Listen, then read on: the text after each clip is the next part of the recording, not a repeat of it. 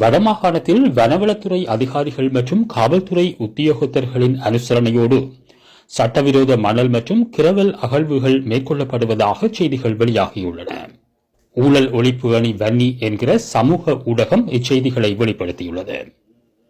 அம்பகாமம், மாங்குளம், ஏனையின் 18ஆம் போர், கிழவன்குளம், கொக்காவில் பகுதிகளில் இவ்வாறு சட்டவிரோத மணல் மற்றும் கிரவல் அள்ளும் பணிகள் மேற்கொள்ளப்படுவதாக தெரிவிக்கப்பட்டுள்ளது.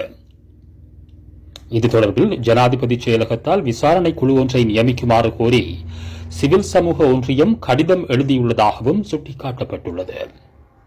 இதுகுறித்து செய்தி சேகரிக்க சென்ற ஊடகவியலாளர்களை கடத்தலில் ஈடுபட்டவர்கள் தாக்கும் காணொளிகளும் வெளியாகியுள்ளன.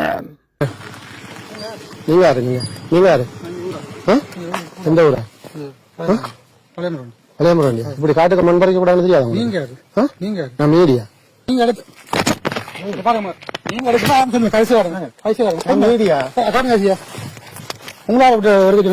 மீடியா எடுக்கிற காரணம் சொல்லணும்.